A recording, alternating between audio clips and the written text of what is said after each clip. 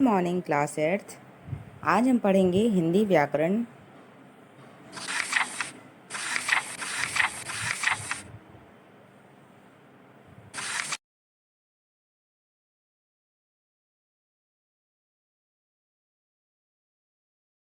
ठीक है, तो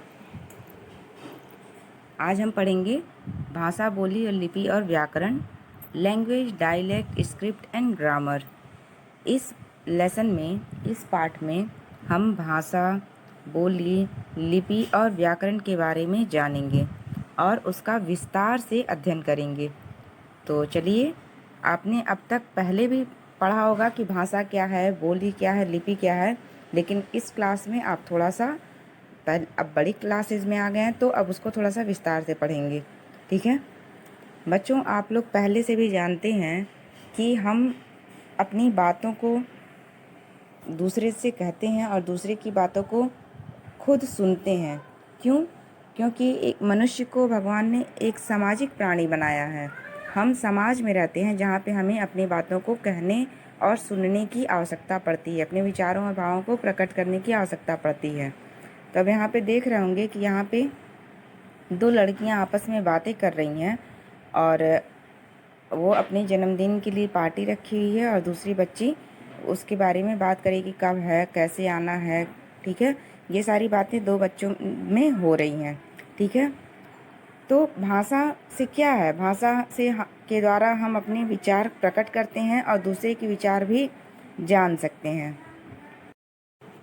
इन चित्रों में से देखने से हमें पता चलता है कि एक जगह पे तो बोल करके भाषा का आदान प्रदान हो रहा है और फिर जब वो बच्ची पार्टी में आती है तो किसी का पत्र भी लाती है जिसमें लिखा हुआ ये दूसरी बच्ची पढ़ती है। तो उससे क्या समझ में आया कि दूसरे की बातों को, दूसरे के विचारों को हम बोल कर या लिख कर, मतलब कि दो माध्यम हैं, बोलना, सुनना, लिखना और पढ़ना। तो इस तरीके से हम भाषाओं का आदान प्रदान, अपनी विचारों का आदान प्रदान करते हैं, जिसका माध्यम है भाषा। ठीक है, इनके अलावा भी कुछ चीज़ें, मतलब रूप हैं जिससे हम विचारों को समझ सकते हैं। जैसे कि ये चिन्हों को देखिए, हम लोग अक्सर तरह तरह के चिन्ह देखते हैं और उस चिन्हों के मतलब, यानी कि उस चिन्हों का अर्थ हम समझ करके जान जाते हैं कि उसका क्या प्रयोग है। जैसे कि अगर क्लास में बैठा हुआ अध्यापक अगर मुंह पर उंगली रख करके बच्चों को शांत कराता है, या फिर ट्रैफिक पुलिसमैन हाथ दे करके, या फिर वहाँ पे ट्रैफिक लाइट का सिग्नल कलर देख करके अगर हम लोग जान जाते हैं कि हाँ, हमें रुकना है, आगे बढ़ना है। ठीक है, तो ये सब चीज़ें क्या है, संकेत देती हैं हमें हमें दैनिक जीवन में एक संकेत देती हैं, जिसके प्रयोग से हमें पता चल जाता है कि आगे क्या करना है, हमें उन चीज़ों के बारे में पता चल जाता है। ठीक है, लेकिन उसको हम कभी भी भाषा में नहीं ले सकते हैं, इसलिए क्योंकि उसके द्वारा हम कभी भी अपने भावों और विचारों को अच्छे से प्रकट नहीं कर पाते हैं।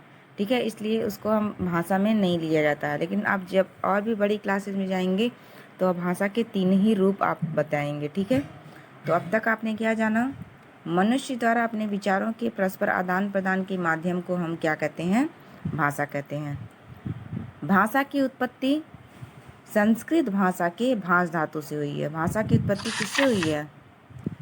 भाषा की उत्पत्ति संस्कृत भाषा के भाष धातु से हुई है। इस चीज़ को आप ध्यान में रखेंगे। ठीक है, अब आते हैं भाषा के रूप की तरफ। भाषा के 2 रूप होते हैं, मौखिक भाषा और लिखित भाषा। और इसमें वही चीज़ है कि जहाँ पे हम बोलकर या सुनकर अपनी बातों और विचारों को प्रकट करते हैं या दूसरे की बातों को समझते हैं, उसे हम मौखिक भाषा कहते हैं। इसके अंतर्गत जो है कि वाद विवाद, कविता, भाषण, नाटक, फिल्म, संगीत आदि चीज़ें मौखिक भाषा में आ जाती हैं। ठीक है, बोलकर और सुनकर विचारों का आदान प्रदान मौखिक भाषा में आता है। जब हम लिखकर अपनी बातों और विचारों को प्रकट करते हैं और किसी का लिखा हुआ पढ़ते हैं, तो लिखना और पढ़ना ये चीज़ें क्या आ जाती हैं, लिखित भाषा में। लिखकर और पढ़कर विचारों के आदान प्रदान को लिखित भाषा कहते हैं। इसमें पुस्तक, समाचार पत्र, पत्रिकाएं, सूचना पट आदि चीज़ें इसमें आती हैं। इसके अलावा तीसरा हम सांकेतिक भाषा ले सकते हैं, ठीक है। तो इससे आपको समझ में आ गया कि मौखिक भाषा में दो दो कौशल हम सीखते हैं और लिखित भाषा में 2 कौशल सीखते हैं, यानी कि कुल 4 कौशल सीखते हैं, सुनना, बोलना, लिखना और पढ़ना, ठीक है। अब बच्चों आपका नेक्स्ट टॉपिक है साहित्य, लेकिन हम इसके बारे में अभी नहीं बताएंगे, पहले हम भाषा के बारे में अच्छी तरीके से अध्ययन कर लेंगे, उसके बाद ही हम आगे बढ़ेंगे। बच्चों आप अपने पुस्तक के पेज नंबर 9 पर आइए और यहाँ पर देखिए लिखा बोली। हम बोली के बारे में पहले आपको बता दें। बच्चों आप कभी भी कंफ्यूज नहीं होंगे, हम आपके पुस्तक के अलग अलग टॉपिक को पहले हम आपको एक्सप्लेन कर रहे हैं। आपको जिस तरीके से पढ़ने में सुविधा हो, जो आपके लिए इजी है, उसी तरीके से मैं आपको बता रही हूँ। तो आप कभी भी कंफ्यूज नहीं होंगे कि मैम पहले ये टॉपिक नहीं बताई, पहले आगे का बता रही हैं या फिर पीछे का बता रही हैं। आपके अध्ययन की सुविधा के अनुसार ही हम यहाँ पे बता रहे हैं, ठीक है। तो अभी तक हमने भाषा के बारे में जाना, उनके रूप जाने, अब हम जानेंगे बोली। बोली क्या है बच्चों? देखिए हमारे भारत में बहुत तरीके के धर्म के और जाति के लोग रहते हैं और वे उन्हीं के अनुसार अलग अलग बोलियों का भी प्रयोग करते हैं। भाषा अनेक स्थानों पर बोली जाती है। जब कोई भाषा अनेक स्थानों पर बोली जाती है तो उसके स्थानीय रूप विकसित हो जाते हैं, ठीक है। और उस स्थानीय और क्षेत्रीय रूप को ही बोली कहते हैं। आप ऐसे समझिए कि पूरा भारत है और उस पूरे भारत में अलग अलग राज्य हैं, ठीक है, और अलग अलग राज्य में अलग अलग तरीके की भाषाएं बोली जाती हैं, ठीक है। तो वो एक छोटे से भूभाग में बोली जाने वाली भाषा है, तो वो क्या है? वो बोली है। लेकिन जब कोई पूरे भारत में जब कोई भाषा बोली जा रही है जो सभी के द्वारा प्रयोग की जाती है, तो वो क्या हो गई? भाषा हो गई। वो क्या हो गई? भाषा हो गई, ठीक है। यानी कि जब छोटे कोई स्थानीय रूप, जब भाषा का स्थानीय रूप हो या क्षेत्रीय रूप हो, उसे हम क्या बोलते हैं? बोली कहते हैं, ठीक है। बोली में लोक गीत गाए जाते हैं, कहावतें तथा लोक कथाएं कही जाती हैं, लेकिन कभी भी किसी भी बोली में साहित्य का निर्माण नहीं होता। यानी कि कोई भी लेखक साहित्य का निर्माण नहीं करता। क्यों? अगर उसमें साहित्य का निर्माण होगा तो वो कौन समझेगा? वो छोटे से भूभाग के लोग ही समझ जाएंगे। उससे ज़्यादा अगर नेक्स्ट किसी राज्य के लोग को अगर उसको पढ़ना होगा तो वो समझेंगे ही नहीं। इसलिए साहित्य का निर्माण हमेशा भाषा में होता है, ठीक है, जो बड़े भूभाग के लोग समझ सकें। बोलियों में कभी भी साहित्य का निर्माण नहीं होता है, ठीक है।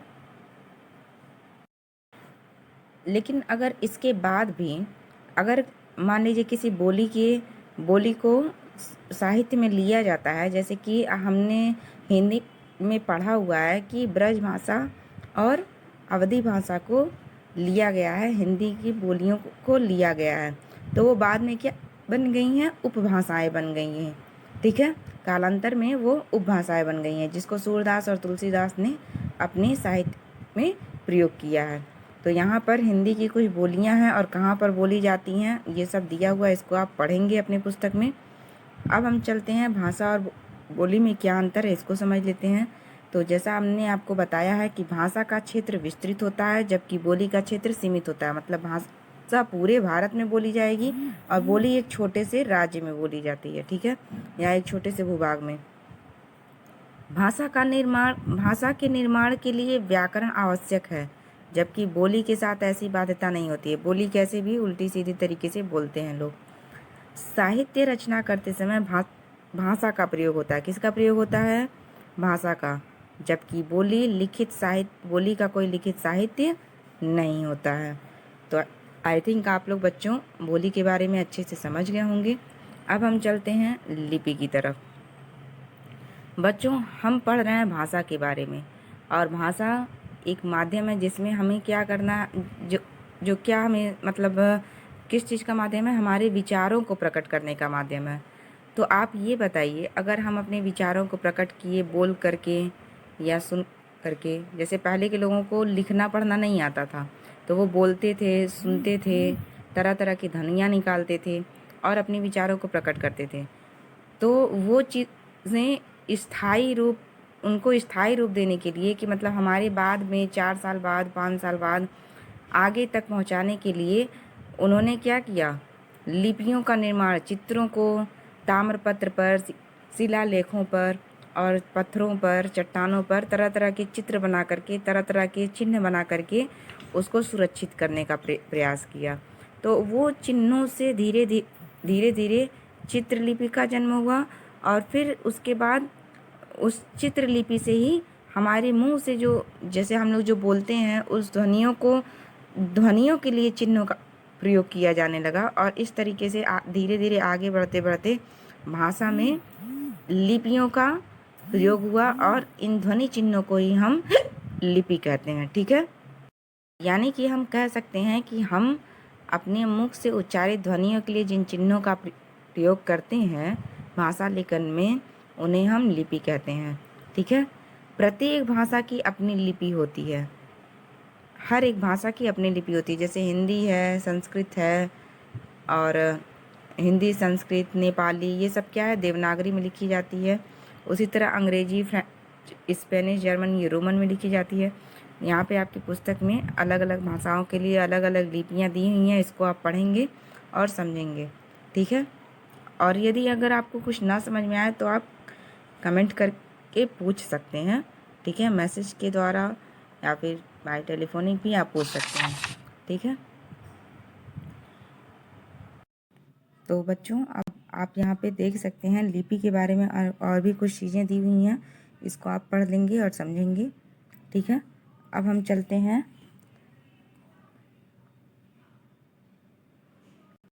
व्याकरण की तरफ। व्याकरण क्या है?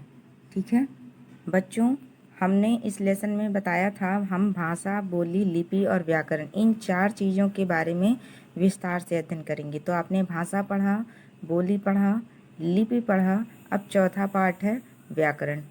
प्रत्येक भाषा अपने आप में विशिष्ट होती है और उसके मौखिक और लिखित रूप होते हैं। ठीक है, और व्याकरण क्या है? व्याकरण हम एक ऐसा विज्ञान आप समझ लीजिए, या एक ऐसा नियम, एक ऐसा विज्ञान जो हमें भाषा के नियमों की जानकारी कराता है। ठीक है, ऐसा व्याकरण एक शास्त्र है जो हमें भाषा, किसी भी भाषा के बारे में अध्ययन करने के लिए वो बनाया गया है, जिससे हम उस भाषा के बारे में जान सकें कि यह भाषा किस तरीके से लिखी जाती है, बोली जाती है, पढ़ी जाती है, या उसके शुद्ध रूप क्या है। ठीक है, तो भाषा वह शास्त्र है जो हमें किसी व्याकरण वह शास्त्र है जो हमें किसी भाषा के नियमों को सिखाकर उसके शुद्ध रूप से परिचित कराता है। ठीक है, यदि व्याकरण अगर ना हो तो हम किसी भी तरीके से बोलेंगे। जैसे कि हम बोलेंगे मैं जाता है, तो मैं जाता है, आपको समझ में आ रहा है कि ये वाक्य गलत है। क्यों गलत है, उसका अध्ययन हम लोग व्याकरण के अंतर्गत करते हैं। वह लड़की रोटी खाता है, यह वाक्य गलत है। क्यों गलत है, इसकी जानकारी हम व्याकरण के अंतर्गत पढ़ते हैं। ठीक है, व्याकरण के 3 अंग होते हैं, वर्ण विचार, शब्द विचार, वाक्य विचार। ठीक है, वर्ण के अंतर्गत हम मूल ध्वनियों को लिखित रूप में वर्ण कहते हैं और वर्ण के बारे में पढ़ते हैं। ठीक है, शब्द विचार के अंतर्गत हम शब्द के बारे में पढ़ते हैं। शब्द किसे कहते हैं? वर्णों के मेल से शब्द बनते हैं। और शब्द विचार के अंतर्गत हम उनके भेदों की, उसके उत्पत्ति की, उनकी रचना की, वो किस प्रकार से भाषा में आए, ये सारी चीज़ों के बारे में पढ़ते हैं। वाक्य विचार में वाक्य के बारे में पढ़ते हैं कि सार्थक शब्दों के मेल से वाक्य बनते हैं और वाक्य कितने प्रकार के होते हैं, उनके कौन कौन से अंग हैं, वाक्य में कितने भाग होते हैं, कहाँ पे विराम चिन्ह है, इत्यादि सारी चीज़ें हम उनके बारे में पढ़ते हैं। तो ये हो गया व्याकरण, व्याकरण और उसके अंग।